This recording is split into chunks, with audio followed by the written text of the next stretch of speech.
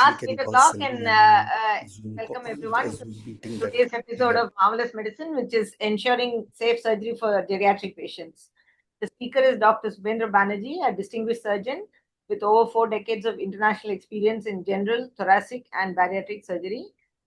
He did his MBBS from CMC Vellore, MS General Surgery from JIPMA Pondicherry, and then trained further in the UK and US. He has served as attending surgeon at Kaiser Permanente Medical Center, California, where he led multiple quality and patient safety initiatives. Dr. Banerjee has been a pioneer in advancing safe surgical care for older adults, serving as the director of the Geriatric Surgery Program and clinical co-lead of the Regional Senior Surgical Program for Kaiser Permanente in Northern California. He continues to contribute nationally as a member of the Verification Committee of the American College of Surgeons Geriatric Surgery Verification Program. Thank you, Dr. Banerjee, for immediately accepting my request to speak on Marvelous Medicine. And I know it's insanely early for you, but thank you so much. Moderating the session will be Dr. Puneet Dhar, who is Professor and Head of Surgical Gastroenterology and Chief Administrator of Surgical Services at Amrita Hospital, Faridabad. He is a distinguished surgical gastroenterologist and transplant surgeon with over 3 decades of academic, clinical, and administrative experience with prior leadership roles at AIIMS Rishikesh and Amrita Institute of Medical Sciences, Kochi. Dr. Puneet Dhar is currently the president of the Indian chapter of the International Hepato-Pancreato-Biliary Association and the president-elect of the Indian Association of Surgical Gastroenterology. He is widely published and the recipient of multiple national orations and awards, and he is particularly known for his contributions to hepatobiliary surgery, surgical education, and patient safety. Above all else, he is one of the pillars behind our Marvelous Medicine series. I have great pleasure in welcoming Dr. Soma Ganesh, who is the Associate Professor of Anesthesiology and Pain Medicine at Sri Ramchandra Medical College and Research Institute, Chennai. He is also the Adjunct Professor of Simulation at Jawaharlal Nehru Medical College, DMIHER, Maharashtra. Dr. Soma Ganesh is a leading educator and simulation expert. He's a Harvard-trained simulation expert and a fellow in simulation from the Hull University, UK. His interests span geriatric, obstetric, and pediatric anesthesia, human factors, and patient safety through simulation-based training. He's conducted numerous national and international workshops and delivered lectures and continues to contribute to advancing safe and effective perioperative care. Thank you, Puneet and Soma, for taking the time to be part of today's session. Over to you, Dr. Banerjee. Right. Thank you, Vidya, and thank you, Patta, and their team. I didn't know Puneet was also part of the Marvelous Medicine team, so thank you again. I have joined Marvelous Medicine very recently, and I'm really amazed by the presentations. I'm very honored to be part of this group. And having so many people I've known and worked with in the past certainly makes this very special. The topic for today is the Senior Surgical Care Program, which I've emphasized is ensuring safe and effective surgery for aging patients. This has been a passion of mine in the latter part of my career. In my years of doing clinical surgery, obviously I've done the old school general surgeon, as Purnendu and many others will testify, is that we trained in a lot of things when we did a lot of things, and but we then focus our attention in some fields and specialize more in that, just like what I heard with Puneet's career. But as you go through your career, you acquire certain experiences and you learn and develop your processes based on that. So I'm just here to share one aspect of my career, and I hope it strikes a note with some of you.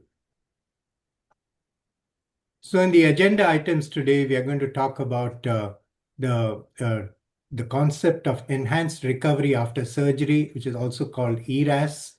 I bring this up because this has been a foundational process in the creation of the geriatric surgery program. We'll mention the magnitude of the problem surgery in the elderly, which is a real challenge, as you will see. Talk about unique healthcare needs of the elderly patients. I'm just going to do one other thing, trying to get a pointer. A little. Yeah, there you go. Can you see the pointer? Yeah, okay. Then go on to ethical and social considerations of the elderly patients. Introduce our senior surgical care program, which we developed. Then talk about the preoperative assessment and risk evaluation, a big part of the program, intraoperative considerations, postoperative care and the recovery of these patients. And not to forget the last and equally important, the consideration of discharge and post-acute care. So here are some guiding principles that I've learned over the years, and these are all well-known streams. And I'll tell you how I've used some of these in the development of the geriatric surgery program. So the famous physicist Lord Kelvin is supposed to have been the first to say that if you cannot measure it, you cannot improve it. And that is so, so true. Others, leaders in performance improvement like Edward Demings and Peter Drucker have also brought this up many times. So it's important to have a process by which your outcomes are being measured. And for us in the surgical world, and especially in the United States, but also in other countries now, the National Surgery Quality Improvement Program, or NSQIP, NSQIP, has been the beacon of surgical quality. Our participating hospitals submit weekly data on previously set variables to the American College of Surgeons, and the program analyzes the data and sends back risk-adjusted outcomes. I emphasize risk-adjusted because that's what truly gives you a good sense of your performance. And based on that, you then act and try to improve your outcomes and your processes.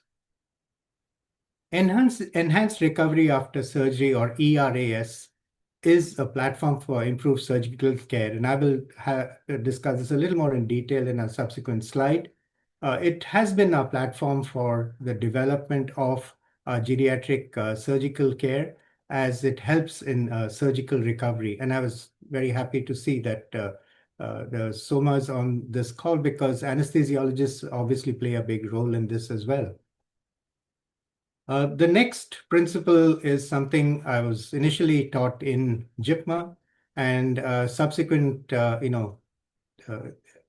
teachers and colleagues have also borne this out, that a good surgeon can certainly operate, but a wise surgeon knows when not to operate. The emphasis on not.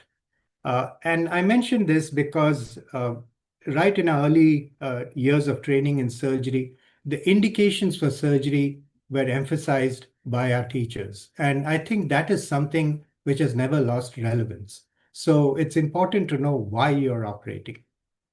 And then the fourth one is that alone we can do so little, but together we can do so much, which is what Helen Keller mentioned. And in my work, I've always emphasized that good things happen when we work together. Coming to the topic of ERAS, enhanced recovery after surgery, this is a group of evidence-based measures that are used in the preoperative period, during surgery, and postoperatively as well, which have been shown to improve outcomes. In the preoperative period, basic patient education for the providers forms the foundation of that. And the avoiding unnecessary fasting. I mean, gone are the days of NPO after midnight. Nowadays that period of fasting has been shortened to just a few hours, and a preoperative carb drink has been found to be beneficial in these patients handling the metabolic stress of surgery, just like athletes and others use. Limiting benzodiazepines is also an important area of focus, and I will mention this subsequently in our work with delirium.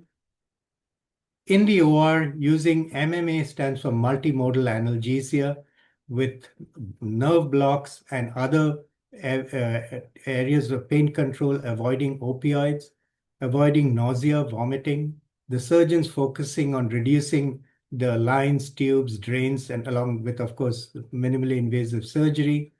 Isovolemic management of the patient. It has been shown to reduce postoperative ileus, and the use of regional anesthesia as appropriate definitely helps in the recovery process.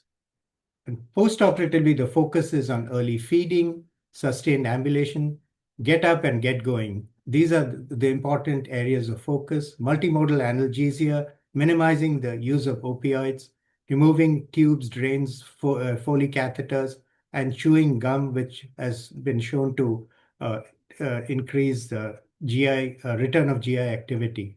And you can combine all this with the well-established perioperative beneficial processes like normothermia, DVT prevention, and the surgical incision infection prevention measures like skin prep and preoperative antibiotics.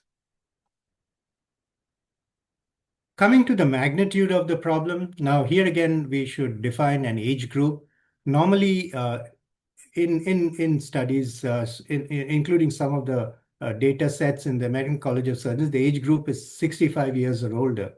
But when the American College of Surgeons started on this program, they found that if you took all the 65-year-olds and older, the numbers were so huge that it was really, one, not manageable very well, and you get the best bang for your buck if you take age 75-year-old. And so that has been the definition for the National Geriatric Surgery Verification Program and as well for our senior surgical care program. Now, here are some numbers of the population we are dealing with. In the United States, about 61 million people, or 18% of the population, are 65 years or older. In India, as of this year, 7.15% are above 65 years and 102 million, which is a staggering number. So I'm not aware of the programs that are already in place in India, but if there's a large number of patients who are potentially able to benefit from focus on geriatric surgery. Now, why are we here? We are here because our population is aging every part of the world, and the fastest aging group is the group greater than 85 years old. The older adults undergo a disproportionately large number of surgeries. In the US, 38% or over 19 million operations a year. And they certainly have problems with surgical outcomes, having worse surgical outcomes.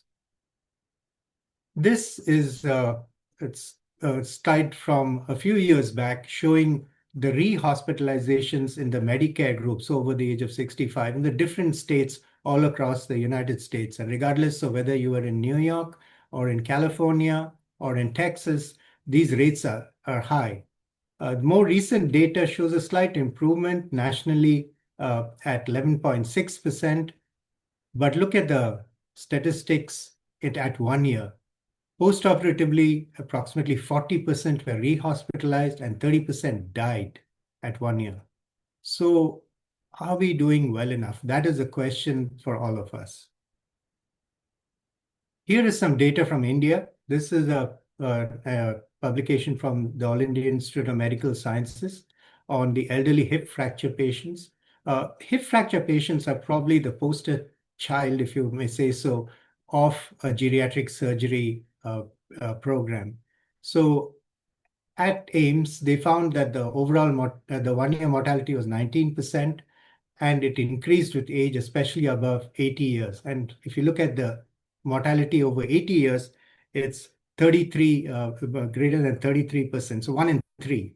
So that really tells you that we do have a problem, even if you look at the data in India. And I was impressed. This study was actually not just absolute rates. They compared it with patients who had other risk factors. So it was to some extent risk adjusted. And if you look all across the world, the numbers are very, very high. Different kinds of studies, but again, the numbers are significant regardless of where you are in this world.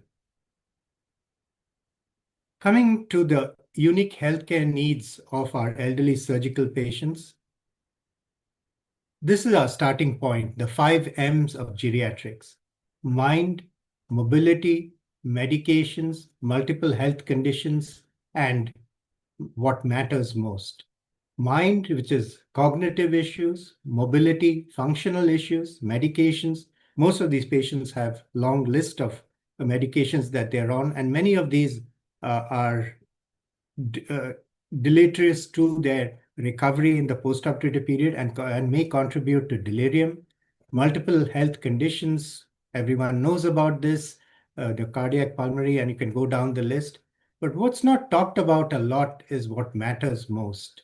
And in this age group, as with any patient, but more so in this age group, we really need to focus on the kind of treatment that we are providing, which is of value to the patient. The consequences of major surgery in the elderly has been a focus, regardless of where you are. These are the data from the US. After major surgery, nearly 1 in 7 older patients die within the first year. And if these patients have cognitive impairment or frailty, the number is 1 in 3. So whether it is the lay press or medical literature, questions have been raised as to, are we doing the right things? Are these older seniors really the right patients to undergo surgery? So if you look overall at the data, we find that in this population, there are increased complications, increased mortality, increased length of stay in the hospitals, increased readmission rates, decreased functional status, and increased dependence, which is a burden on society, and of course, increased hospital costs. Coming to perhaps one of the most challenging areas in the treatment of these patients is the ethical and social considerations of the in surgery for the elderly. Here, shared decision-making and informed consent plays a very important role.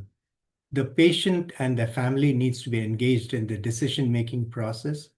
And one very important starting point, and we did emphasize this when we developed our program, if the patient can speak for themselves, obviously we get their opinion on it. But if the patient cannot speak, is there a designated person who can speak for them? That is very important to determine. And very often it is the primary care provider or the general practitioner who knows the patient best who has an answer to this. Respecting the patient's values is really important in planning our treatment and aligning our care with the outcomes. What is the patient looking for? And is our surgical care able to provide that for the patient?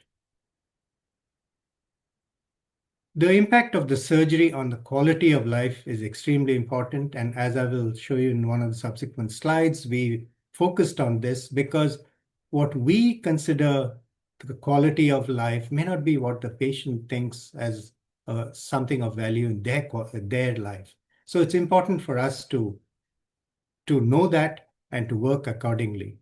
And then, of course, the role of palliative care. I can't emphasize how important this is. We don't always have the answers. Patients are not always appropriate for surgery. And palliative care really focuses on comfort and symptom care, giving the patient dignity and emotional support when we can't really provide curative options. So in this decision-making process, we focus on something called goal concordant care. Understand what matters. So remember, matters is one of the M's of geriatric care. So the patient may have questions like, will the surgery prolong my life? How will it affect my quality of life? And will it allow me to preserve my independence? This is something elderly patients really value. And this is something we need to focus as clinicians. So we ask questions like, what is the most important thing to you at this stage? And will you be willing to go through anything to achieve this?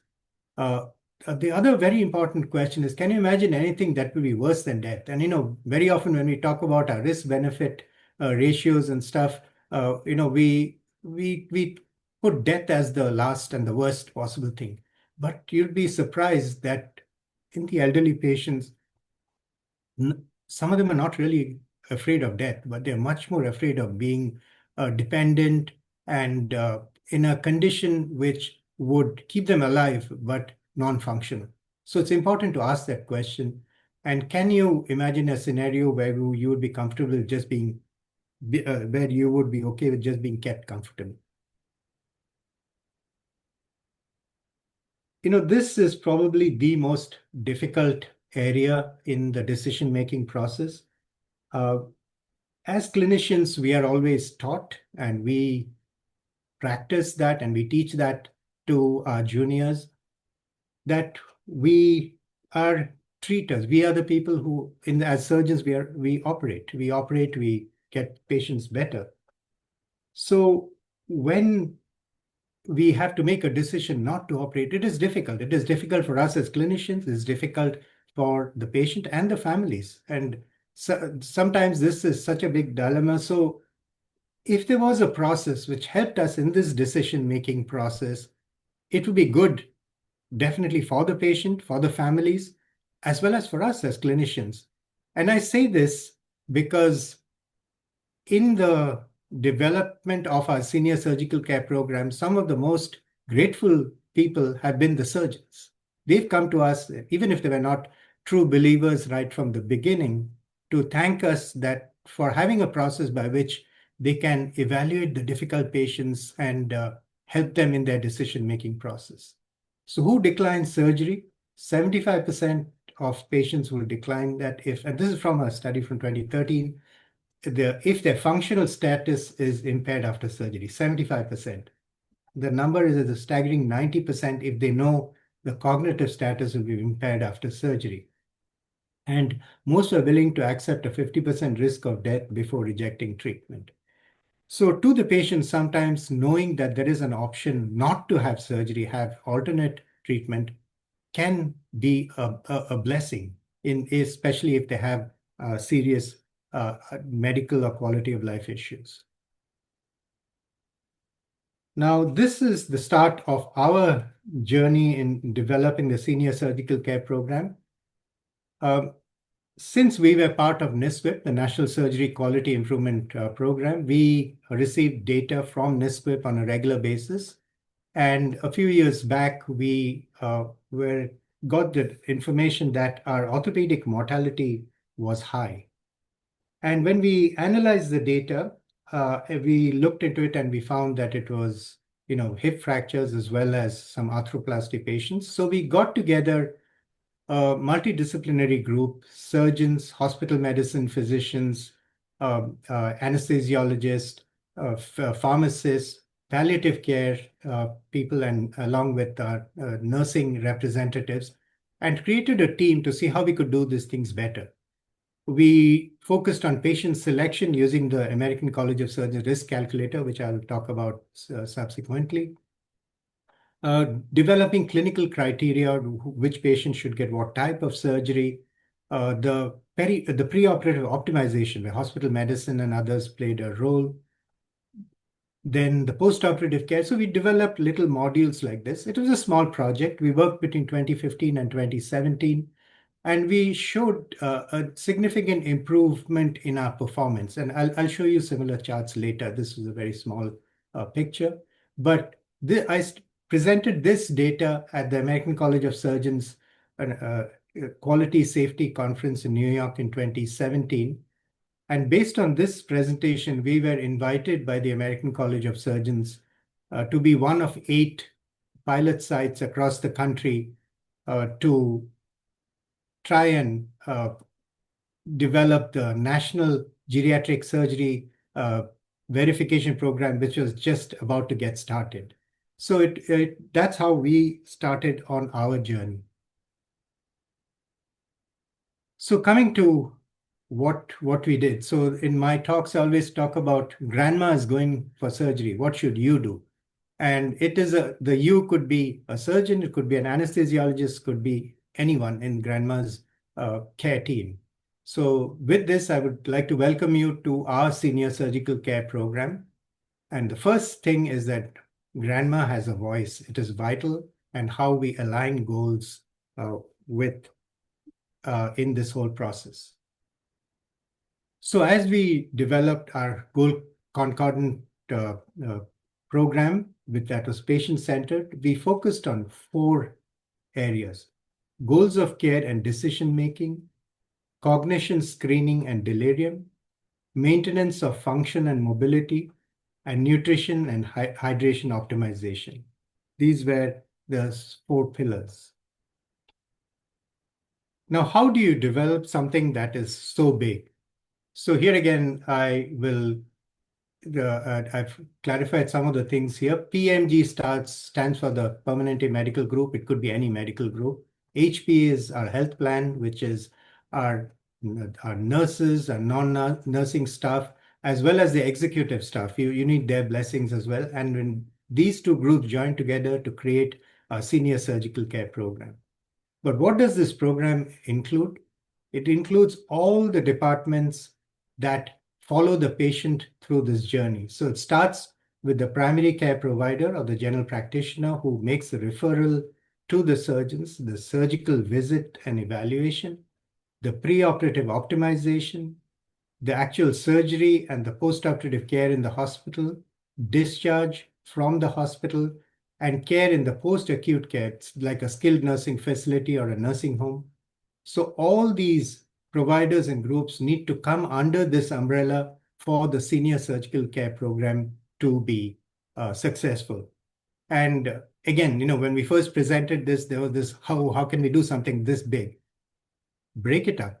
You do your bit in this program and do it well. That's all I'm asking of you. And that, I think, was the key in the creation of the program. Everyone did what they already did, maybe did things a little differently, but did it better.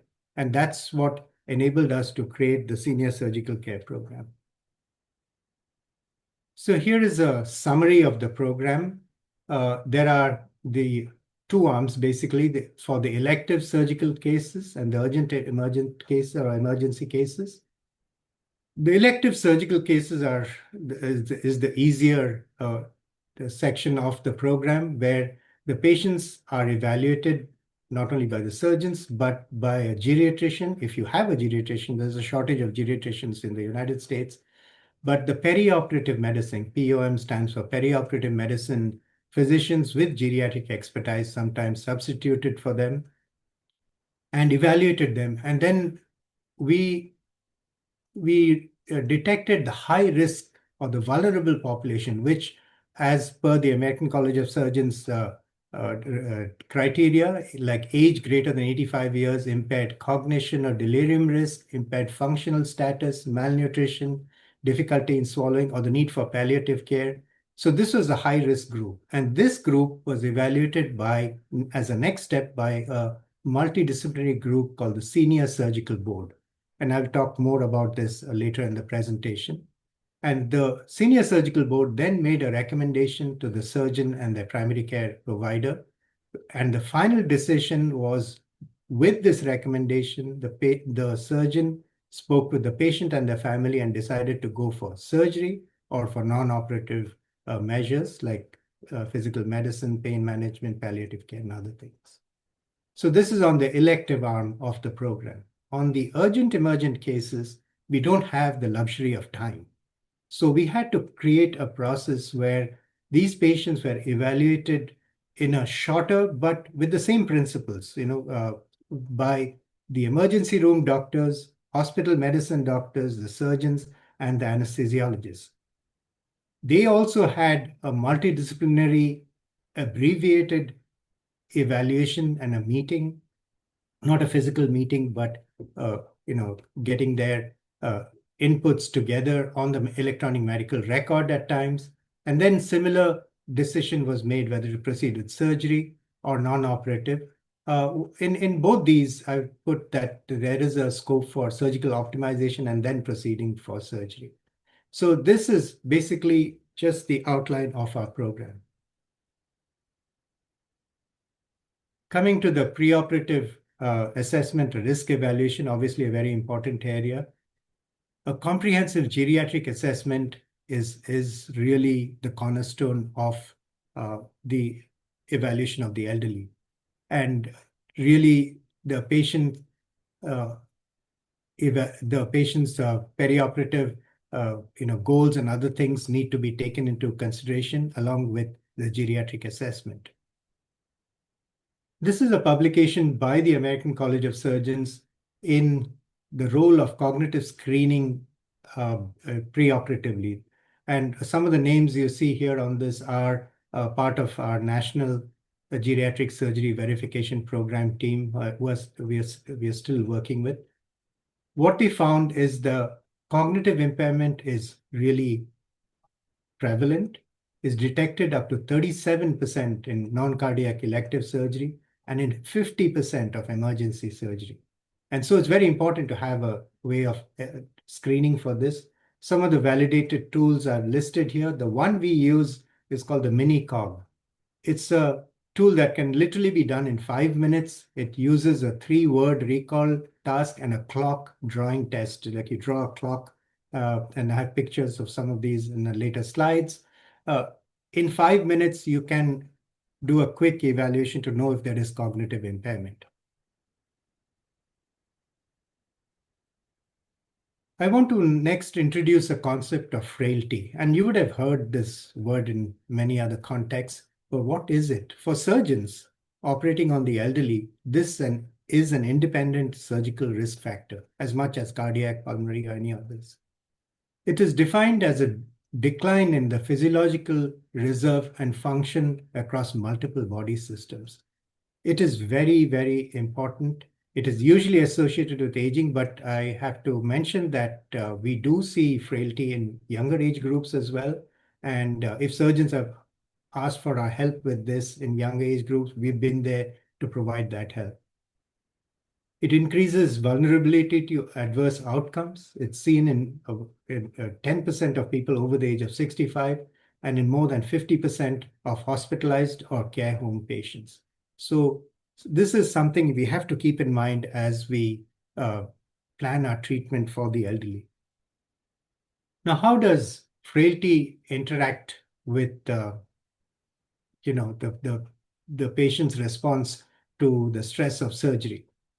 So in the top line, in a patient who's managing well, as depicted in this green line, in response to surgery, there's a decline in function, a recovery, and then the return to function remember, it's back to the baseline level, and most patients do well. Now, when the patient has mild degrees of frailty, the response to the stressor is a little more compared to the upper line, and the recovery takes longer. And when they recover, they never really reach the baseline. So they never really get back to what they were before surgery. And if you look at the severe frailty where the response is much more, the decrease in function is much more, it takes a lot longer for it to recover. And when they recover, they really are nowhere near where they were before the surgery. And what happens here is that they end up becoming dependent, whether it is functional, cognitive, or otherwise. So frailty is something we really need to know about before we do surgery on these patients. So how do we measure now that we know frailty is important? So there are various frailty score estimators, but the one we've used is a validated one called the Edmonton Frailty Scale, which is developed by the University of Alberta. And we found that it was one of the best for our elective patients. It has several domains. The first one we looked at is cognition. So what we ask the patient to do is, there is a pre-drawn clock, just put the numbers in the correct positions, and then ask them to place the hand so that they can tell us a certain time. You can say, ask for 10 past 3 or something like that. If they can do this with no errors, 0 points, just minor errors, 1 point, and if there are major errors, 2 points. So similarly, we go down the list with general health status. How many times have you been admitted? The functional independence. This is very important because there are terms called activities of daily living, or ADLs, in the elderly, and instrumental activities of daily living. ADLs are things like just eating, toileting, and those kind of things. IADL is, can you manage money? Can you use the telephone? and things like that. So if they are, depending on what they are able to do, we score them, whether there is social support and how many medications they are using, nutritional issues such as weight loss, mood, continence, and then functional performance, where we ask them to sit on a chair, then get up and walk 3 meters and walk back, and they are timed during this. If they can do this in less than 10 seconds, which a fit person would be able to, there's zero, and then as the longer periods of time are scored. And then based on the total score, they are classified as either not frail, vulnerable, mild, moderate, and severe frailty. So at least now you have a picture in your mind regarding their frailty. This is a picture of a patient doing the clock drawing. I know the person obviously has been able to put the numbers in place, but is struggling a little bit to put the time on the clock. Now, in emergency surgery, you don't have the luxury of being able to do the Edmonton frailty scale. By the way, going back to the Edmonton, this is obviously done in face-to-face meetings and things, but during the COVID pandemic, we realized that this can actually be done even through video visits. It's a bit of a struggle, but it can be done. So we need cooperation from the patient's relatives at home and things like that. But coming to the frail scale, this is something that can literally be done in minutes. It is 5 quick questions. One called F. The first F is for fatigue. Then how many times the previous 4 weeks did you feel tired? Resistance, can you have difficulty walking up 10 steps? Ambulation, can you do several hundred feet, or what we call 1 block alone without aids? Illnesses and loss of weight. Just with this, we get a quick assessment of the patient. So the hip fracture patient who comes in, these are the kind of questions we would ask, or the perforated colon, or those are the emergency cases where frailty assessment is possible in a very short time. Obviously, each of these tools are different and applicable to different clinical scenarios, and you've got to use the right one for that clinical scenario. Coming to the next big estimator, the American College of Surgeons risk calculator. Oh, by the way, all these things are available online. So I used this risk calculator yesterday to create a hypothetical patient who is 85 years old and is going to undergo laparoscopic colectomy. And you put in the patient details on the first page, and including height, weight, and some comorbidities. And if the patient is elderly, it also will estimate geriatric outcomes. And here are a list of some of the outcomes that it literally spits out in seconds. And I can't tell you how useful this has been for surgeons. Previously, as surgeons, when we were called to the emergency room, you go in and you see the patient, in an elderly sick patient. And the first thought is, gosh, I've got to operate on this particular patient. So as surgeons, we used to joke about this being the eyeball test, that you literally roll your eyes. The risk calculator gives you numbers to substitute for that gut-wrenching eyeball test. So the risk of serious complications, so the numbers, the relevance of this is it gives you a patient's risk as compared to a person with average risk. So in this particular case, which I created, any risk of serious complications is little more than 3 times the average patient's risk. And these are useful numbers to have, not as absolute numbers. You don't go tell the patient and their family have 20% risk, but you can tell them that there is a 3 times higher risk of serious complications. And you can go down the list and, different areas, things like sepsis, surgical site infections. And for the elderly, the geriatric outcomes, what are the chances of postoperative delirium? Here, like 10 times higher risk compared to an average patient. What is the chance of requiring a mobility aid? So all this is available to us anywhere in the world. So we found this very helpful when we built our first program before 2015. And I've really advocated for the use of this. It takes just a few minutes, and when you've done it a few times, literally, if you're sitting in the emergency room admitting a patient, you can do this really, really quickly and get very useful data. The next big step in our program is the multidisciplinary assessment of the patient, or what we call the senior surgical board. And we felt that this was perhaps one of the most important component of the program. This, of course, in elective surgery. And I think subsequently other sites and other places that have developed the program have felt the same way. So what is the Senior Surgical Board? It's a multidisciplinary board, and for those of you are involved in the care of cancer patients, you're all familiar with the tumor board. So this is almost the tumor board for the elderly. It consists of multiple participants: a surgeon, a geriatrician, managers, patient care services, perioperative leadership, nursing, and others, nutritional services, palliative care, social service, continuing care, and pharmacy. I can't tell you how important to have pharmacy and hospital medicine, nutritional services.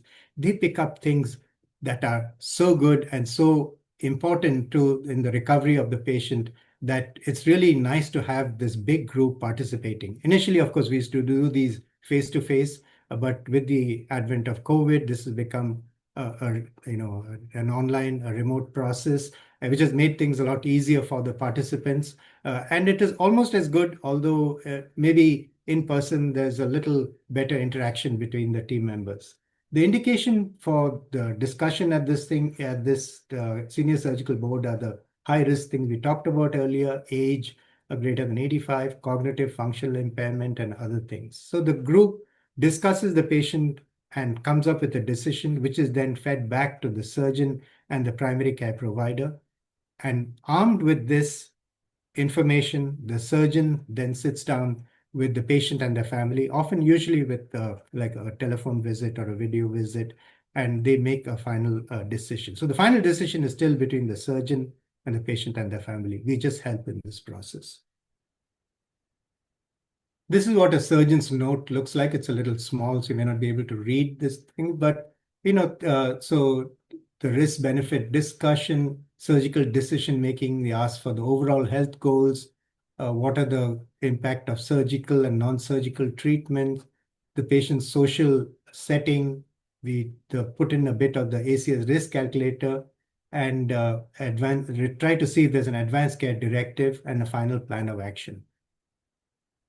So what does the Senior Surgical Board look like in real life?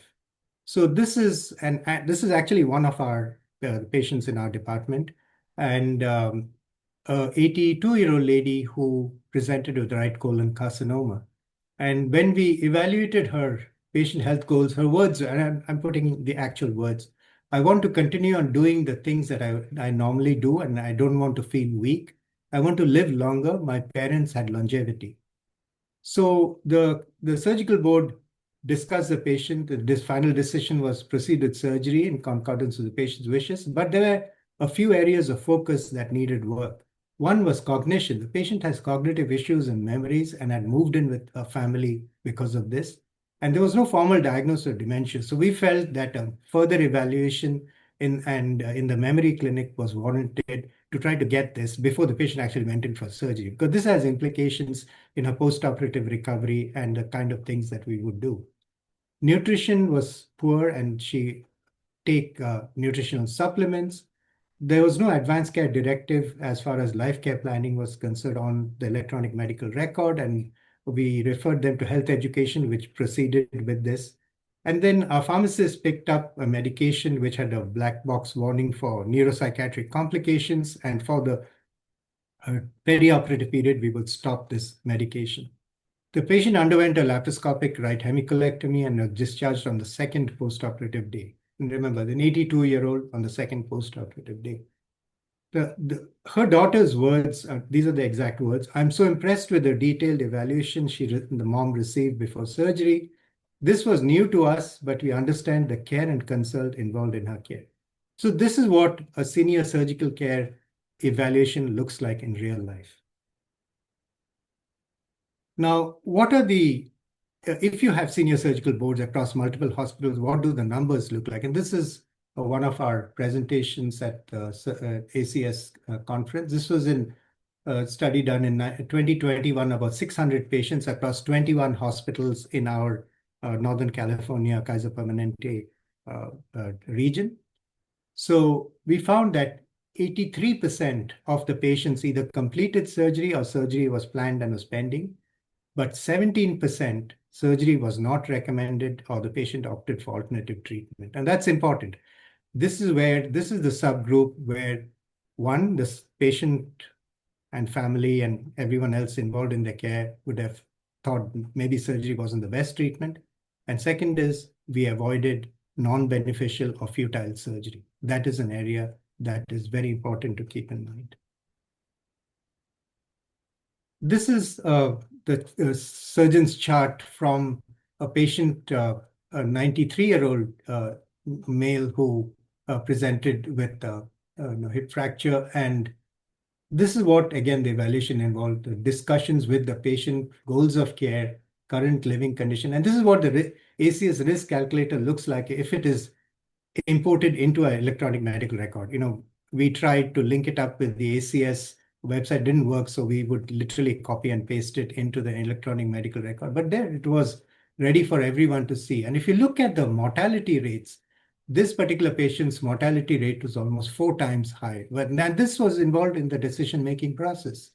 And then we had a multidisciplinary discussion with the team, the hospital medicine, anesthesia, and surgeon. And the concern was the patient was on had bradycardia because of beta blockers and would benefit from a day of optimization, which was the decision. This is the frail scale that was there to evaluate. So this is a frail patient. So we know this as we are proceeding with the surgery, and the patient underwent surgery after this. And I put this up not just as an example, but this is from the record of one of the so-called non-believer surgeons when we first started the program. He not only became a believer, but he actually implemented the program very well. And this is directly from a patient that he took care of. So our program did change a few minds, at least, to say the least. Optimizing the patient health before surgery involves chronic disease management, nutritional support, and physical conditioning. Obviously, the nutritionists, physical therapy, and the medical specialties are involved with this. In the operating room, a whole lot of things can be done. My anesthesia colleagues who are on this call will know that multimodal pain management with local regional blocks, discussing the type and level of anesthesia is very important. Minimizing opioids, can't tell you how important this is in this age group. Then personal sensory equipment, which is glasses, hearing aids, and dentures. This is really important. And I have a subsequent slide where I will discuss this further. Care of pressure points and the surgeon's focus on minimally invasive surgery as much as possible. This has certainly made a big difference in the care of the elderly. This is a picture of an effort in reducing opioids. We did this even before we started the geriatric surgical program. This is from the Enhanced Recovery or the ERAS program. The use of regional blocks like a fascial block for hip fractures, nerve blocks, femoral nerve blocks. I want to emphasize the use of intravenous and oral Tylenol. This was such an amazing medication that worked wonders in all our patients, but more so in the elderly patients. IV Tylenol, which we would limit to for the first 24 hours and then switch to an oral substitute. Now, these are all at least 1 gram doses or dosed on milligram per kilogram. The other medications like the non-steroidals and gabapentin and IV lidocaine have been used. These should be used selectively because especially in the elderly population, some of these are not tolerated very well. But what this chart shows is as the blue line, the multimodal analgesia increased with all these measures we talked about, the use of opioids, the red line, decreased significantly. And there's a really good correlation, inverse correlation between the two. So every opportunity you get to reduce the use of opioids are beneficial. This is what a multimodal pain management chart looks like. We have in our electronic medical health record. So with the blocks, nerve blocks, infusions if required, with possible use of COX-2 inhibitors. But if there was breakthrough pain, the patient should never be in pain. Pain definitely slows down recovery significantly. of course, use opioids, but then use them selectively, and oxycodone was preferred to hydrocodone or morphine. Coming to personal sensory equipment. Now, in all this, the developing this program, there were some aha moments. And this was one such moment. In the elderly patient, if you take away their glasses, their hearing aids, and their dentures, they can't see, they can't hear, and they can't speak. And they become much less of a human being. This really dawned on us in a very dramatic way. And the American College of Surgeons obviously focused on this in their standards.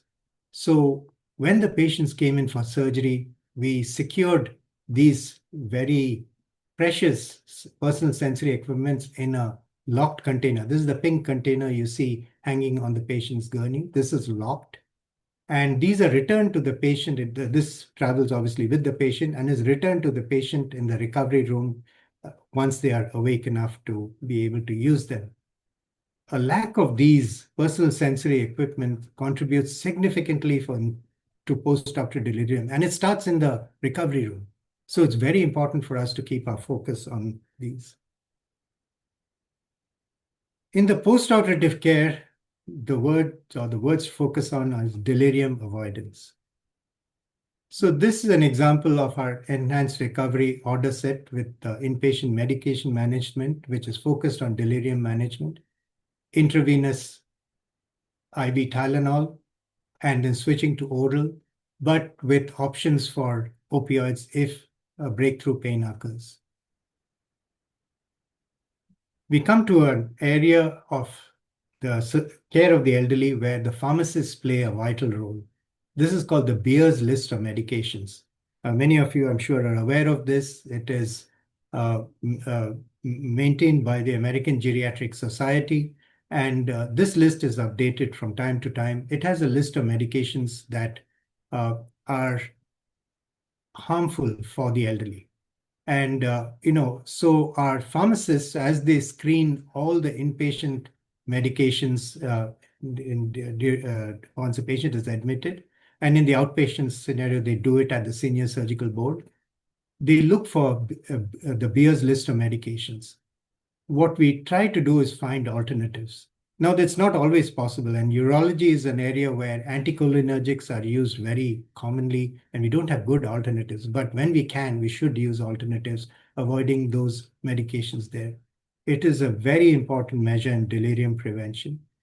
One other point that I want to emphasize is in the younger patients, we avoid opioids, one, of course, for their immediate postoperative recovery, but also for the addiction potential. In the elderly, our focus is in avoiding opioids is actually delirium prevention, not so much the addiction potential.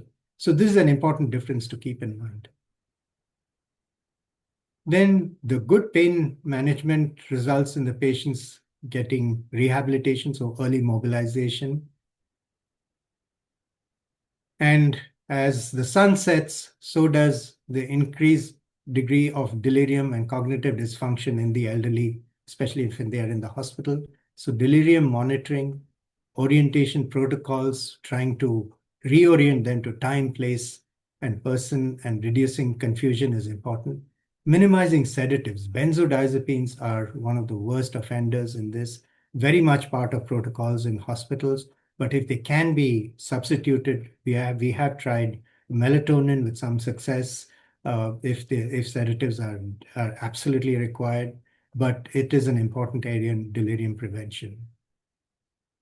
Non-pharmacological delirium prevention plays a very important role. The patients need to know the difference between day and night. So having large windows in their rooms with the curtains open during the daytime, but keeping it dark and minimizing interventions at night, minimizing tubes and drains and catheters as much as possible, returning their personal sensory devices, making sure that they use them, keeping large clocks and calendars in view. That helps very often in their reorientation process if they get confused.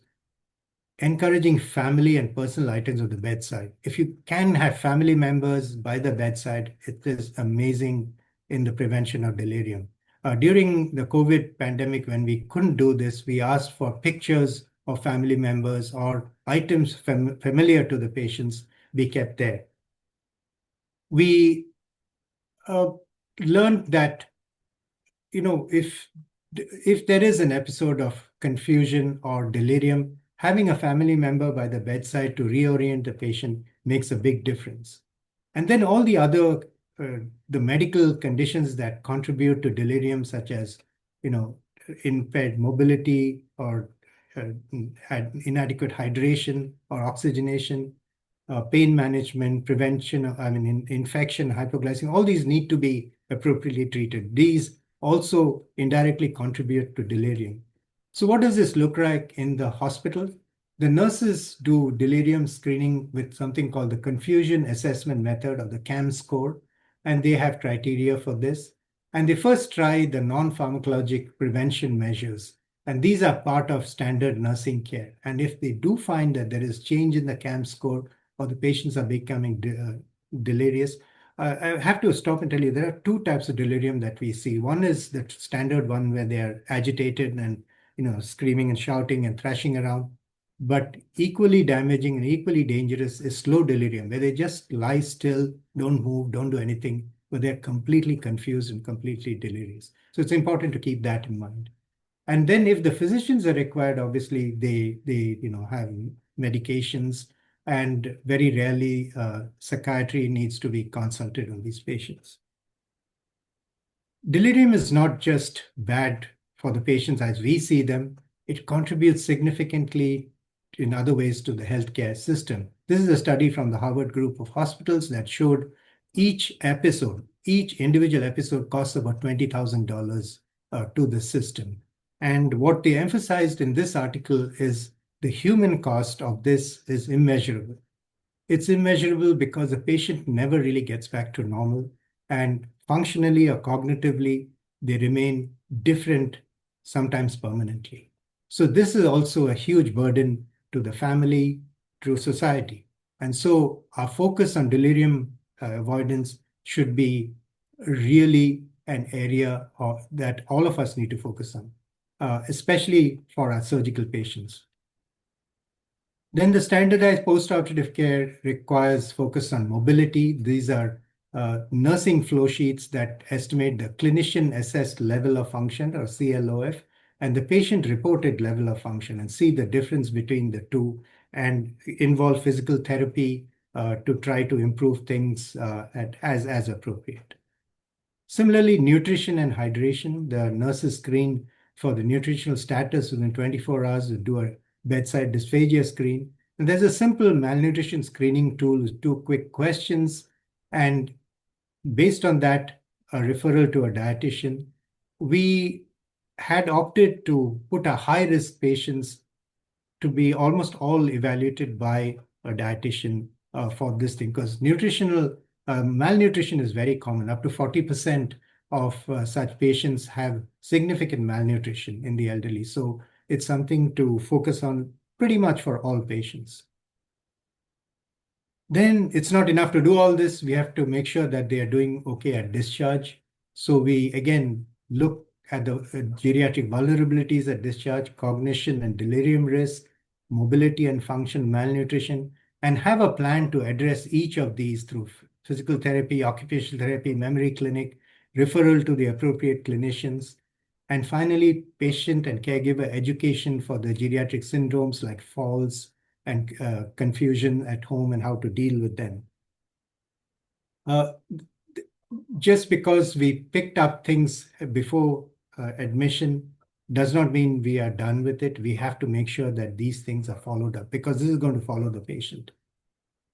And then if the patients go from the hospital to a post-acute care facility, which is a skilled nursing facility or a nursing home, we have to stay in touch with them. So we develop two-way communication systems, and virtual care is very, very much possible and is actually a good thing. The caregivers at these facilities are so grateful that they're able to interact directly with the physicians who took care of these patients in the hospital. This reduces readmissions or impact to care. And each one of our hospitals has a geriatric surgery verification quality committee that reviews outcomes. especially the mortality and complications, to see how we could have done things better. And we also measure the monitoring of the quality measures, just like every hospital in the US for the post-acute care facilities. This is examples of patient education materials that we provide. Again, like I said, education is foundational to a lot of this work. So coming to education, what we discovered is that it's not enough to have one educational module thrown at all the caregivers. Everyone has a different scope of practice and they understand things differently. So we created simpler modules for different groups. One that was more relevant to the surgeons and surgical extenders, one for the hospital medicine physicians, quite different, taking care of the same patient. The non-surgical physicians who took care of these patients, for the nursing staff, and then for the non-nursing staff, the physical therapists, nutritionists, pharmacists, and then not to forget the executives. They hold the purse strings, so we have to make sure our message is getting through to them.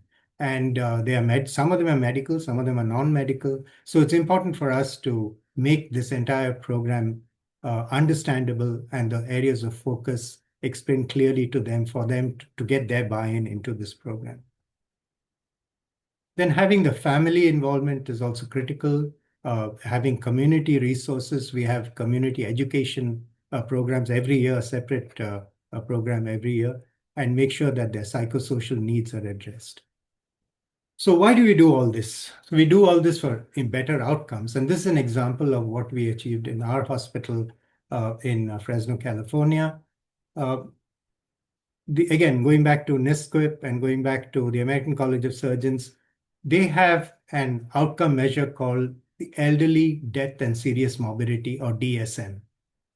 This is probably the best composite outcome measure to look at the outcome of our senior surgical care program. And when we started on this thing, we were high. Now, just to explain this chart a little bit, the pink or the reddish dots that you see are the odds ratios of our performance, risk-adjusted performance in a certain time period. The blue lines are the confidence intervals, the upper end and the lower end.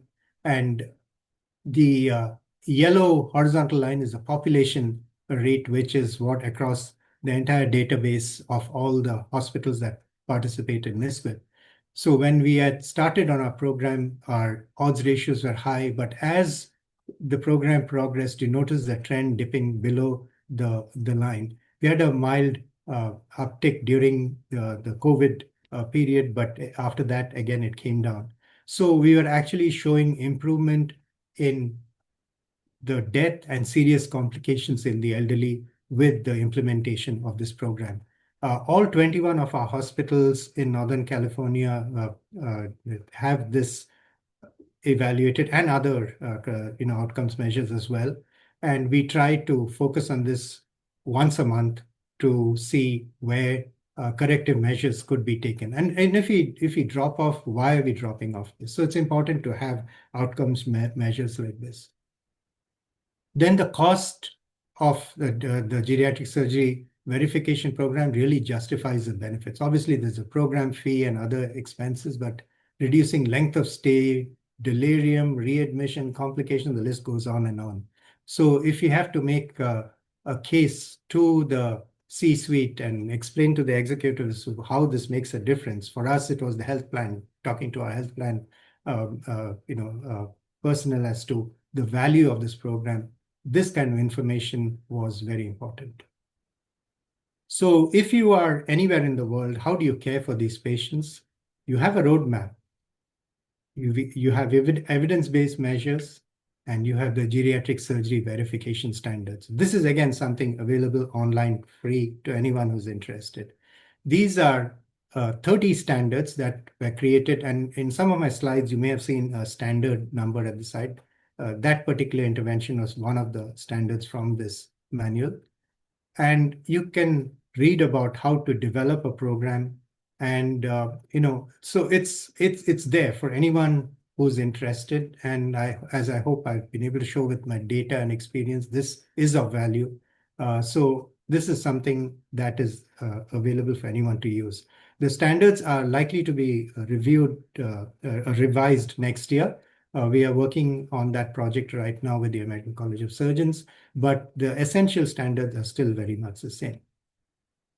I'm going to show you a few pictures because pictures say things louder than words. This is a very proud moment for us when the American College of Surgeons came to my hospital in Fresno, California, to look at our participation in the pilot. They gave us 3 months to create this, and then they all showed up. We were obviously apprehensive, but they were very impressed with our performance. And after this meeting, and I think the thing that impressed them the most, and this is Ronnie Rosenthal, who's the national chair of this program. She mentioned that all our different contributors to the program stood up and spoke to their bit of the program.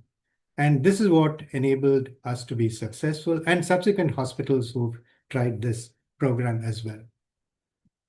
Our project of the Senior Surgical Board was judged to be the best geriatric surgery project for 2019 in Washington, D.C., and we won the award for that. This also a very proud moment in 2021 when we obtained the geriatric surgery verification status from the American College of Surgeons after going through the entire verification survey. As you can see, we're all masked up, so in the middle of the pandemic. But this is a picture of my team. I mean, everyone bringing different expertise, and that's how we succeeded. Good things happen when we work together. My organization recognized this program with the Sidney Garfield Award in 2022, as did the Fresno Madera Medical Society.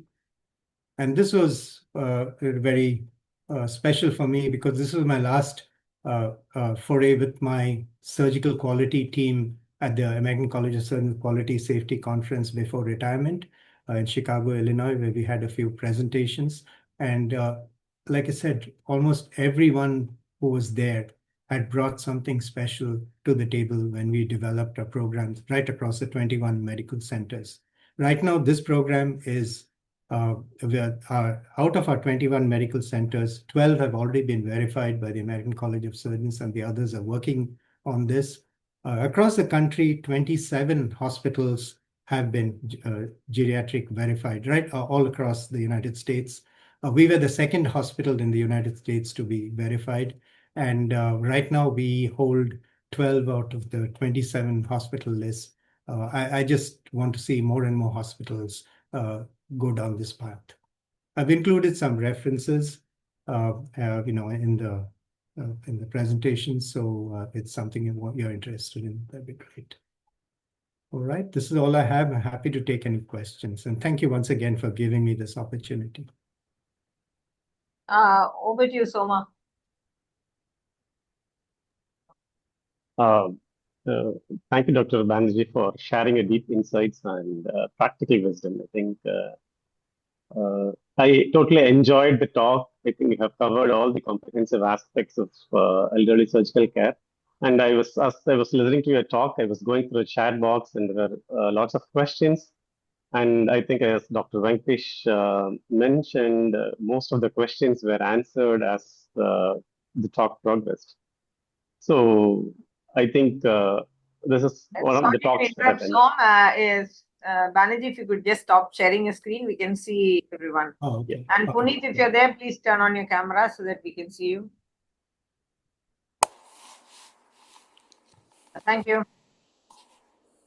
Anyone who would like to speak, please turn on your camera, and please feel free to add your questions and comments in the chat box as you have been doing through the talk. Back to you, Soma. Yeah, so I think most of the questions that our participants had were answered during the talk. So there's one question from I think Dr. Venkatesh. When to reject surgery for the old and offer alternative or end-of-life care treatments? Sorry, could you repeat that? Yes. When to reject surgery for the old? When to reject surgery, yeah. Yes. I offer think alternatives. That's the million-dollar question. And I think that is what we ought really try to it. And remember, 17% of the 600 in that particular senior surgical board, they decided that way. So the decision is obviously very personalized. And what you can do is go with the information. What does the medical risk look like from the American Surgeons risk calculator? What do the geriatric outcomes indicate from that? What is the frailty level? Those are the basic information you go armed with. Then you look at the patient's quality of life and talk to the family. So what we found is elderly patients, age is, again, let's just say just a number. There are elderly patients who are running marathons who've come for surgery after hip fractures. And we've had people who have fallen off the nursing home bed completely, out of it, who've come for similar things. Similarly for general surgery as well.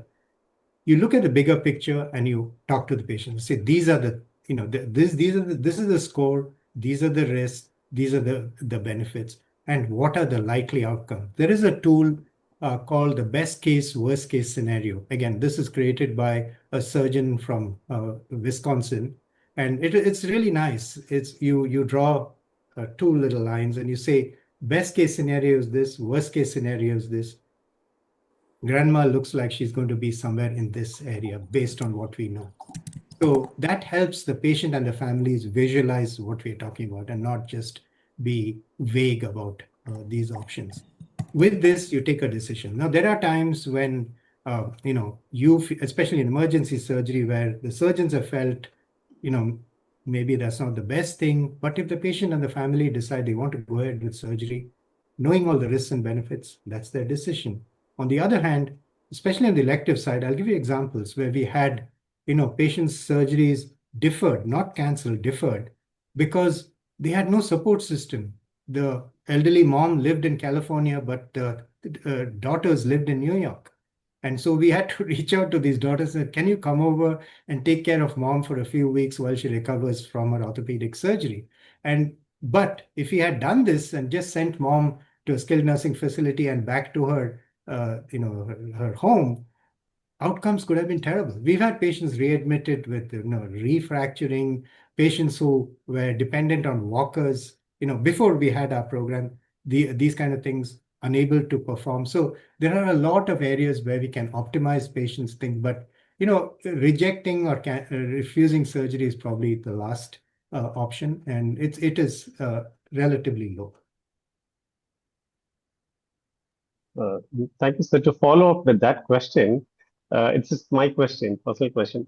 How do you balance the surgical aggressiveness with the quality of life of patient from the patient's perspective while deciding for surgery? Yeah, that's very much. So to make things clear, if this program has to be successful, we have to create a culture change in the surgeons. And I say this as a surgeon, and this is probably one of the biggest challenges. And the American College of Surgeons has focused on it. And if you look at the standards, one of the standards definitely focuses just on this. We cannot play God, we have to respect the patient's wishes. This lady has lived to age 95. She has every right to say yes or no, but it is our job to explain the playing field, explain the risks, explain what it involves, explain what life is likely to be after the surgery. It might be very appealing to a 95-year-old and she say, yes, I would like to go ahead and have surgery. On the other hand, if her only aim is something else, I just want to sit in a, on the sofa and watch TV, and that's what it is. It's her right to do that. We do not play God and tell her what is right for her. That attitude definitely has to change. And Soma, I'll tell you that this is the biggest challenge in this program, regardless of where you are, whether it's in India or in the United States or UK or any part of the world, it's the same. Thank you, sir. Puneet, your comments? Yeah, I think it's congrats for a lovely presentation, complete, lucid. I actually went back to look whether I got the CV wrong, and you're a surgeon, but I think the 3-time training in India, UK, and US, and the passion to drive that was very, very impressive. And what should I say? It's really inspiring that some of us in India should take this mantle as well. We, like somebody mentioned in the chat box, that we are all going to be faced with it on an increasing basis, and actually in the private centers it's going to be much faster rise, because we are tending to see that class of people who are older. So I think a lot of that you said, I couldn't agree more about the frailty bit, about the just the recognition that the cognitive impairment gets worse after surgery. Most surgeons don't want to accept that. I think we don't discuss the way you said that. I'm a little worried about that board, the seniors board in India, because I think that's going to be what you showed was how it is helping them through that difficult time. I see how it's going to be a roadblock here, to see. I just had a patient this week itself who was 74 and with, who can walk 4 miles from the rural area. He says, I've been working on the fields till last year. He's now come with a dual cancer colon, he was discovered because he was 74. He had an echo and he was found to have severe aortic stenosis. The cardiologist actually said there is a risk, yeah, but go ahead. But the anesthetist actually originally suggested aortic valve replacement. I said, they'll go on. We don't think those things through. That we'll need severe anticoagulation for 3 months, and he'd come with an HB of 6 initially.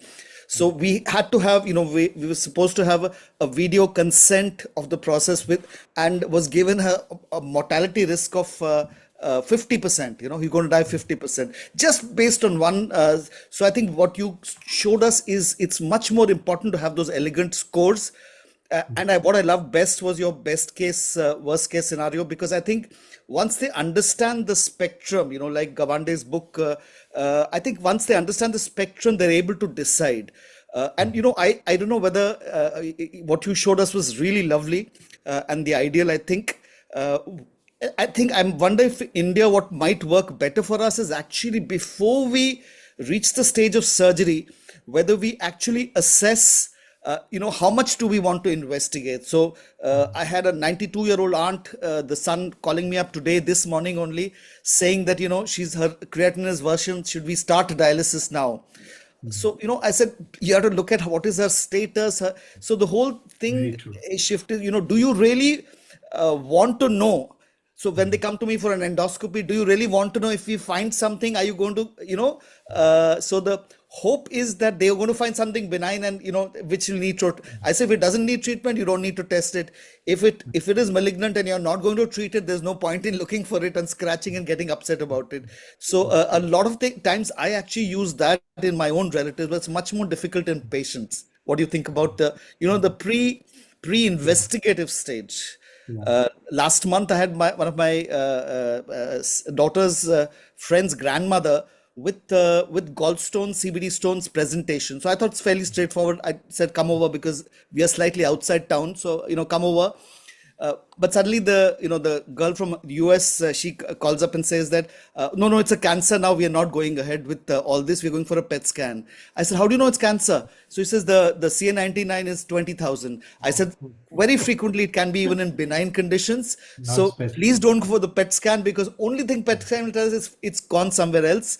In inflammation, it might be. So let's not go there. So then I said, now I insist you shift her here, then we'll evaluate. As it turned out, she had a stent, she had the gallbladder removed, and lots of times we go to extremes. We only go to the worst case scenario, or like you said, the best case only, but the spectrum is not shown. No, Puneet, very, very relevant questions, comments. What I would suggest, if you want to make a beginning, start small. Just focus on one element.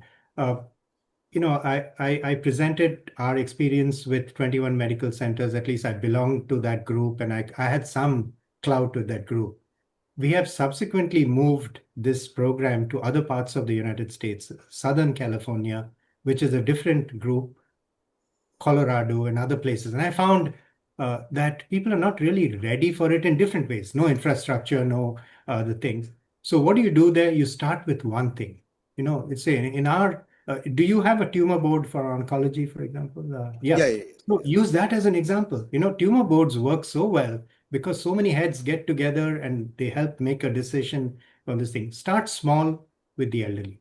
Just say selectively we will, and you can raise your, thing, whatever, the cutoff point to anything, and then make it open to surgeons that if you have a tough case, we are here. That really gets buy-in, because now they know they're not looking for age 75 necessarily. That 62-year-old who has multiple medical problems and is frail is also available for discussion by this multidisciplinary group.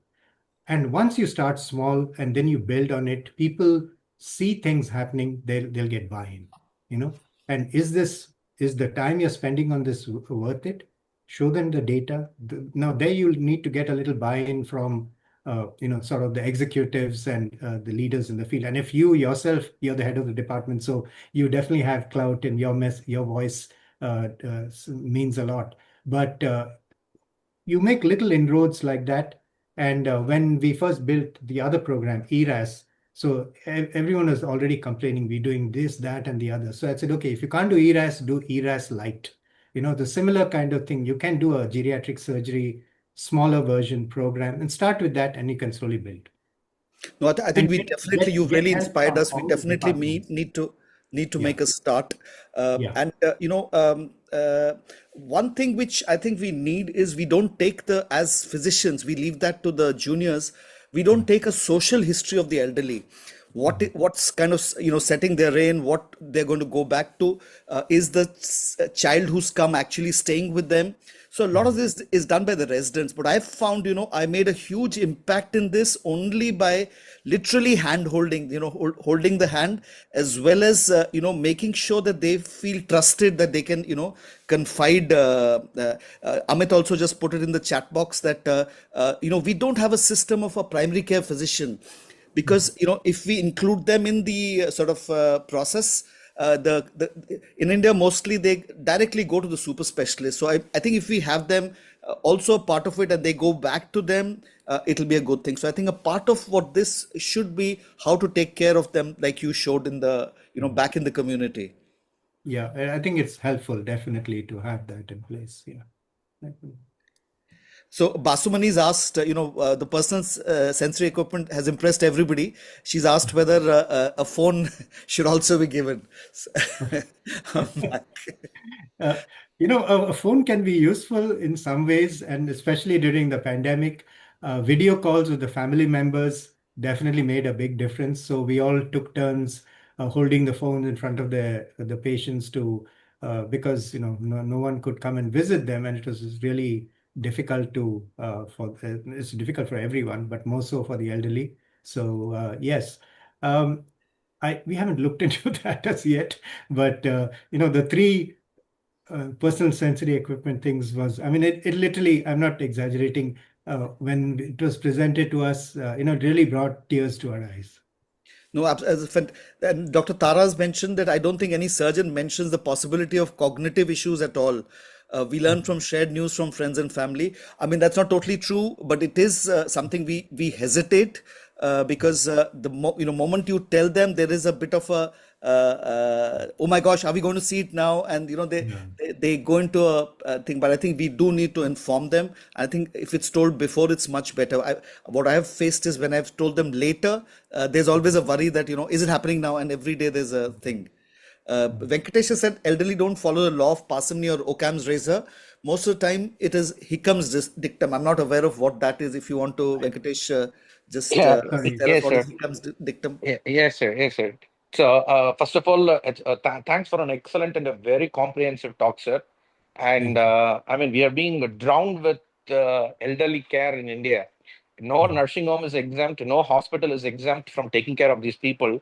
And the outcomes are not particularly great. So for a lot of reasons. One is we don't have enough data-driven counseling, and we don't have many centers that can actually take in patients for 3 months or 4 months and then treat them and make them better, discharge them to an hospice and hospice level care and all that.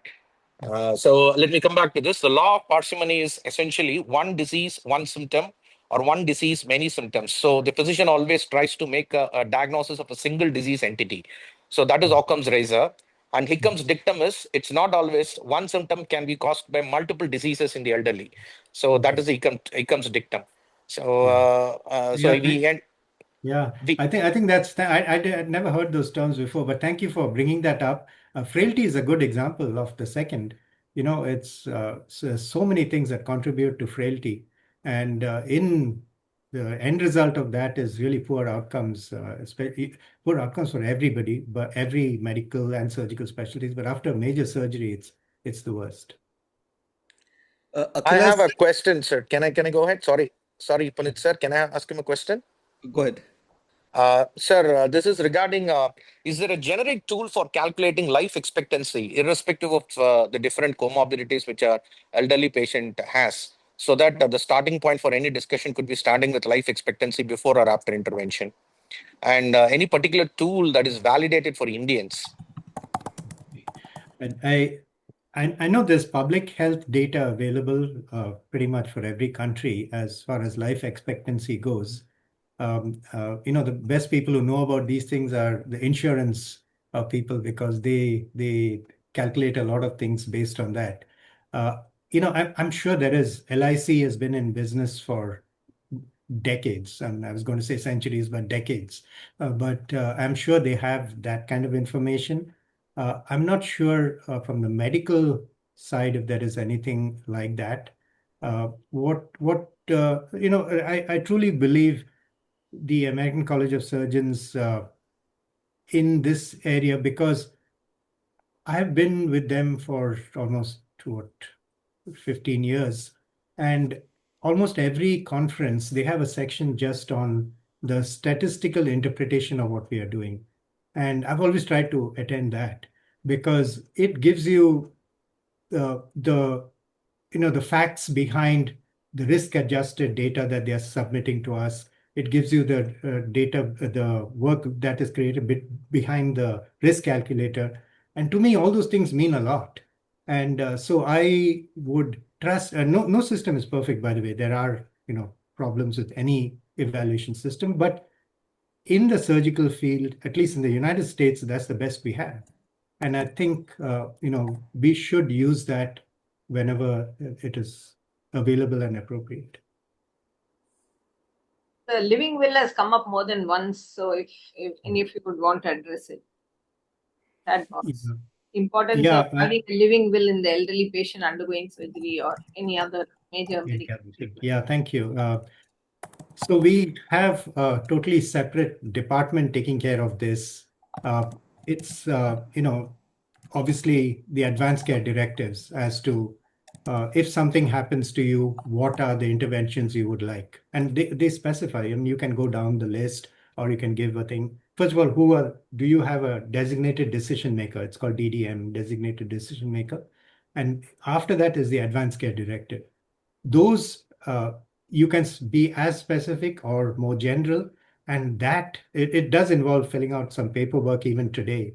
But it is imported and incorporated into your electronic medical record. So, if you come in with a surgical emergency on a day where people really don't know you, they look at, or you're in a different city, they can look at the electronic medical record and say, okay, in the life care planning section, these are the things. And of course, goes with that for that particular process is called the code status. Do you want to be resuscitated if there is a cardiac arrest?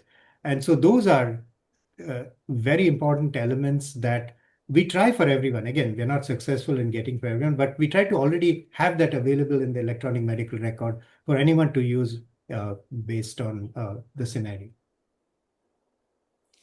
Suchitra Nikam has written that geriatric care in India has least priority because of monetary issues. It's a sad truth. I'm not so sure about that because I think most of the people preserve their wealth till the end. So I think there's still a large proportion with it intact enough for even outside, even though they're not covered by the third party payers and all that. So I think it's still there. How is there a limit for the TPA age in the US or UK? No, not really. Not really. Yeah. So we do have. I think we are changing that slowly, but it's still there. Yeah. Yeah.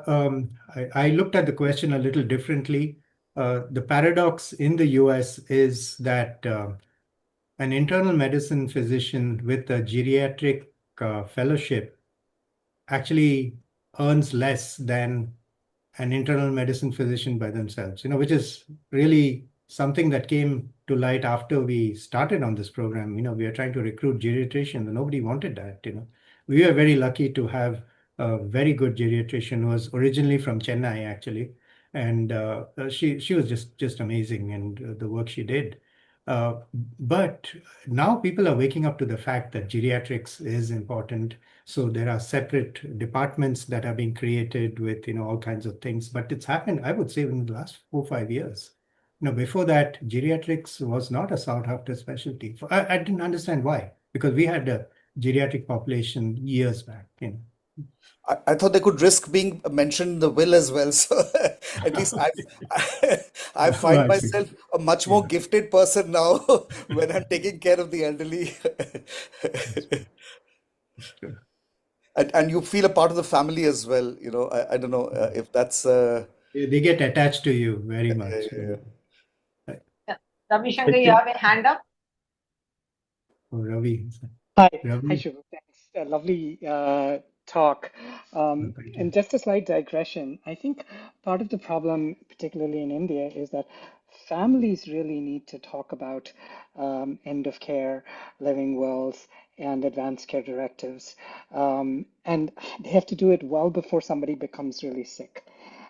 Having, especially today in many of the families, the children are all in different corners of the world, and if you have a very sick parent, herding all of them together is, I think herding cats is easier.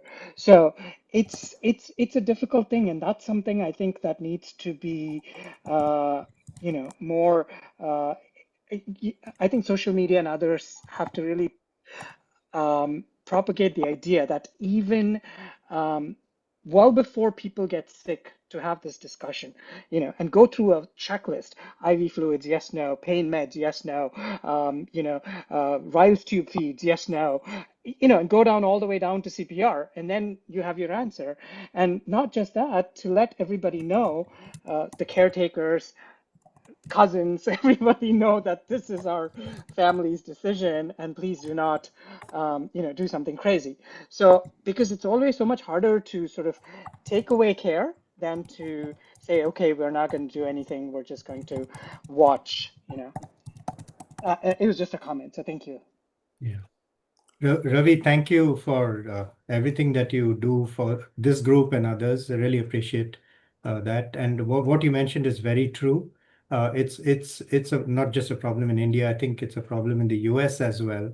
And one of the things we tried to, when you have like 6 kids all over different parts of the country or elsewhere, have one designated person who can speak with the medical team.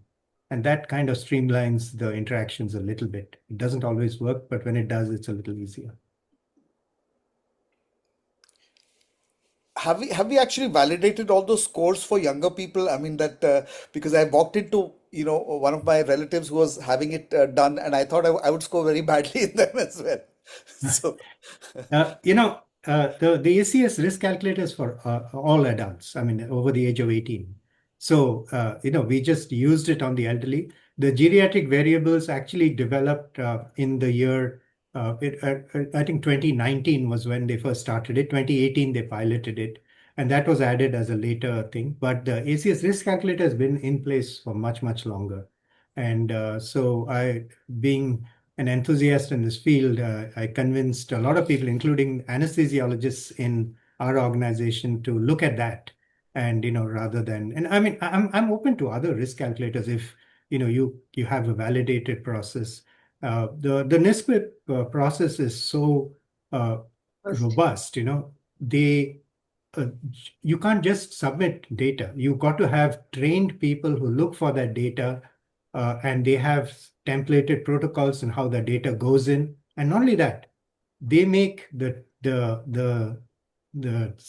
people who submit this work check on each other.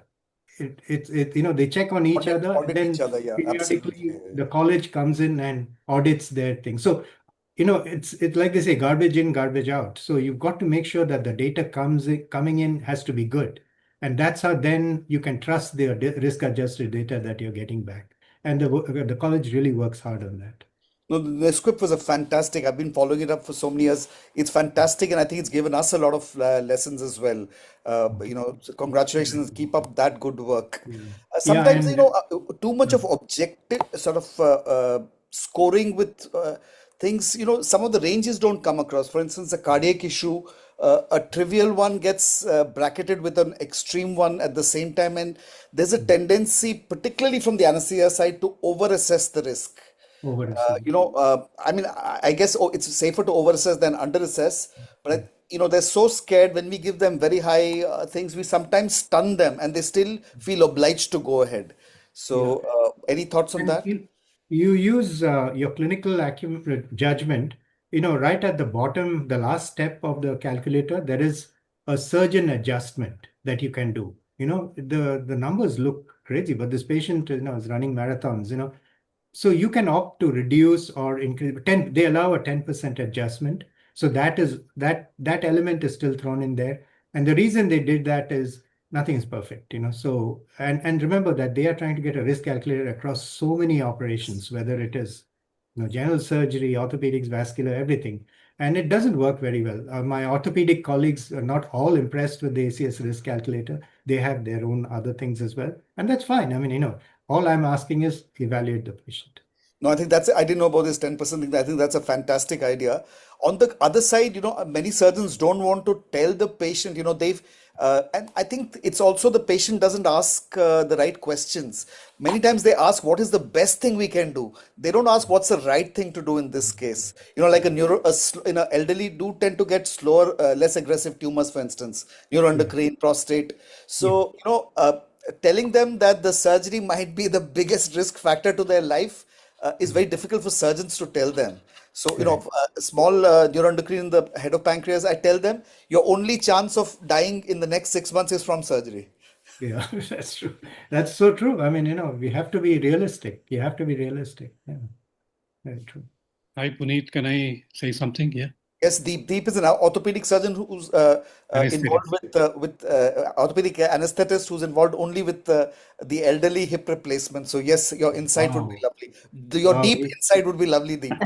Having worked mostly in orthopedics and with elderly population and with various kind of surgeons, maybe I would like to defend the anesthetist. What you were saying, the anesthetist, because like I said, having worked with a variety of surgeons with varying experience and wisdom, sometimes the surgeon is hell-bent on doing the right thing, the right surgery, at the wrong time. Not the right surgery, ideal surgery, whether the patient lives or not.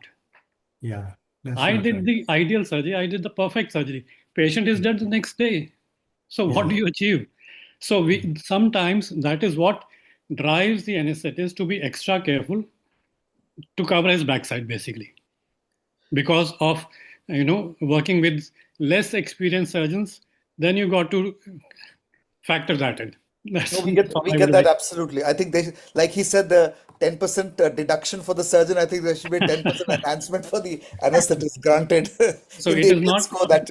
It is not like the US where all the surgeons are trained the same. Here we get from various backgrounds. So we have to factor that in also in Indian scenario. Yeah, Deep, thank you for bringing that up. If I could just make a quick comment. I remember Rabindranath Tagore, and being a Bengali, I have to just mention Tagore, where the clear stream of reason has not lost its way into the dreary desert sands of dead habit. That is what surgeons very often do. When we looked at some of the data across our 21 hospitals at hip fracture management, we found that almost 2/3, when in the standard treatment before the geriatric surgery program, 2/3 of the patients within 72 hours were either dead or being made comfort care. So what have we achieved with that surgery? That was our big question when we presented our model to the senior executives. They said, this has to improve. And this is from one of the better performing organizations in the country. So the actual data, I'm sure, in the community is much worse. So, Deep, to your point, yeah, you will get different people trying to say, no, no, I mean, I've had this response from so many others. I work in to Puneet's department. I work in cancer surgery. All my patients need surgery. The appropriate answer is probably not. And you need to stop and think. Culture change is important. Absolutely, absolutely. Vidya, you wanted to say something? Sorry. No. I just saying, apart from everything else, there sometimes when the clinical signs and the patient, like you said, is running marathon but supposed to have severe aortic stenosis, sometimes the whole thing needs revisitation. Like recently, Radhakrishna, they operated on a patient for a liver tumor, where when we were doing the assessment, it was severe aortic stenosis, so we were kind of concerned about a major liver surgery. And then eventually, when we did a transesophageal echo, it was found that actually the stenosis wasn't as bad as it was thought. It was more than a centimeter. So sometimes you just need to go back to just don't believe the numbers. Just if the clinical situation doesn't fit with the numbers, then you need to go back and look at things again. So yeah. So actually, we are almost. We're really out of time. So Radhakrishna, if you want to join in now before we start closing the session. Lovely session. Lovely session indeed, Puneet. Excellent talk, I should say. Very refreshing and one of the very good talks in Marvelous Medicine. And each slide and each word spoken both weight and gold. Having said that, Vidya and myself, strangely enough, have been having one or two patients just yesterday, today, where this whole thing came into picture.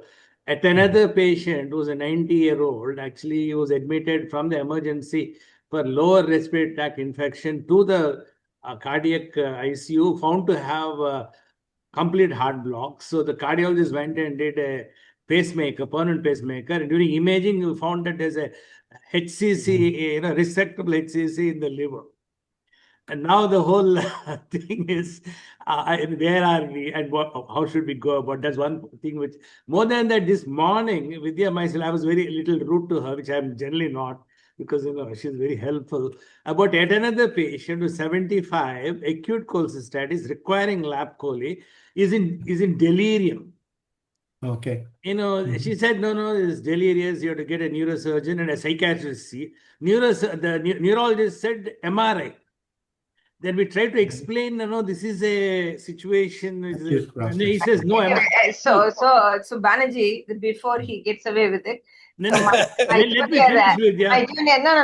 junior colleague went and assessed and found that patient has been in cognitive decline for almost 2 years, but he was able to manage his activities of daily living with minimal support.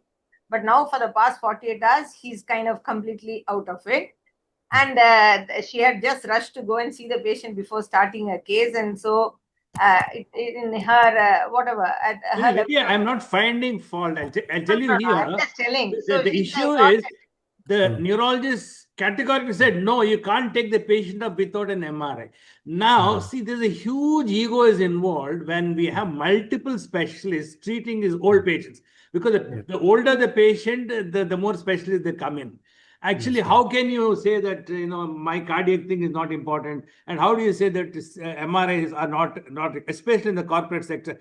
And the anesthetists obviously, they'll find an easy way, and they would like to have everything cleared. As you say, there's a little surgeon, allowance towards the end to make. I told Vidya. See, as a surgeon, I feel that whatever delirium he has been having for a while. There's nothing acute and not related to any new neurological thing. But, this conversation goes on. We don't have a system, and we don't all think alike that, okay, this is an elderly patient. We have to consider so many things. Actually, in this process, a lot of patients suffer.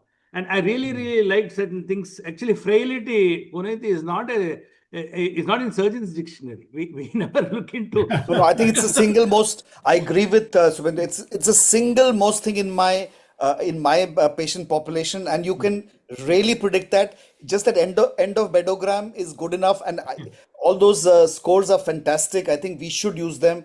We should start to objectify it and validate them, as well as see what's different in our population. I think we really need like the clock business of putting numbers on the clock, and there's very simple things which never came to a thought. And the thing I really like is personal devices, family members, pet dogs. These make so much difference. Actually, I mean, there are wonderful thoughts, Banerjee, and really, really thankful for bringing all this. I think this should bring a change, at least in some of us. Thank you so much. So post-operative I'm hopeful. cognitive dysfunction and frailty, the mortality risk is higher than for cardiovascular disease. Yeah. Higher than for MACE, which Totally is agree. Totally agree. very difficult to explain to patients also and surgeons also. But I think the disparity comes that we need to tell the patient that it's there, and then they take a call whether to go ahead with it or not. So, rather than doing ecos and MRs and, now DSC, dopamine stress, it is important if the patient has accepted that risk, we go ahead with it. We video consent them, document them. So this covering by a backside by investigations is unfortunately not true. I don't think if you say, I've had a patient who had come in from a foreign country, had cleared, had some dodgy ECG, had a echo, then had a dobutamine stress echo, which was dodgy, then had a coronary angiogram, which was clean, and then the day before surgery, the anesthetist tells them, this doesn't mean anything, you still have a risk. So why did I go through all this for the last 1 week then? So, I go back and give the same example and say, if they're ready to accept that risk, let's go ahead, document it, that's all. So, I think we have gone too much into that objectivizing that based on somebody else's investigation or MR or whatever. So I think if the patient is ready to accept that, and it's reasonable from both sides. But Patta, I agree with Vidya. Very frequently, we as surgeons don't look at because I would have attributed that to the Raynaud's pentad. If the faster we operate, you don't see the history. So they do. I think we rely a lot on anesthetists because they take the history to defer much better than us. So I think a lot of things get picked up in that, definitely. And the point you're raising, Punit, last that we had to discuss with the patient, both the patients don't understand what we're going to say. Actually, they're not in that position. They cannot make a decision. Actually, the one in the morning, when I asked, have you had breakfast? He said, yes. The doctor says, no, he didn't have. He simply says. That's true. That is the patient who's going to really go bad after we are operating tomorrow, Vidya, and you are the anesthetist. Do the scoring tonight. See, sometimes the nuances get missed, and that's what I was telling both Radhakrishna's team and my team, that this is not a case where you should go and write in the case sheet, get a neurology opinion. This is not that case. A patient is a psychiatric disorder patient, just check whether some other medications have been given at home. We don't know what was given. And now when you say that the BS thing, this patient was on amitriptyline. Why is a patient who's having dementia on amitriptyline? There's so many things going on. And even the neurologist, we should have been surgeon, anesthetist, or someone from the team properly going and telling the neurologist, this is the issue. We are not trying to diagnose his problem. We just want to see if there's anything. We need to go for emergency surgery. He requires the surgery. So, what is the best we can do in this situation? Exactly, proving Subhendra's point that we need a board or kind of a thing to sort that out. I think that's one clear message I've got. In effect, you're having a board discussion right now. When we sit together and talk, there is a solution. Whereas when we write the case sheet, reference psychiatry, reference, refer to neurology, then the chain of what Puneet says happens, no? Because now the minute you refer to the cardiologist, they are trying to do coronary angio, and we are actually shifting patients from the angiogram table to the operating room. All kinds of things are happening. So that somebody else raised their hand. I think Dr. Akila has raised her hand. Yeah. So Akila, all I wanted to say is that there need not have been anybody other than the geriatrician in the hospital. There was a geriatrician in the hospital who could have replaced your neurologist, psychiatrist, everyone.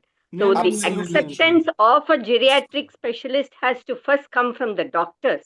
Absolutely. So that is what, it's a specialty by itself. the acceptance of a geriatric specialist has to come first from us, to understand that the one person could have made a lot of difference to the patients that you are going to be operating tomorrow or you have already operated upon. So I think the acceptance is first from our side. Yeah. So, Dr. Akila, that is a strong vote for gerontology and geriatrics. Absolutely. I strongly support that. I can't tell you how much we've benefited from geriatric expertise. As like I mentioned, we are really seriously out of time. So, Soma, your closing comments, or if you did not respond to any of the what was happening and you wanted to add something, please go ahead now.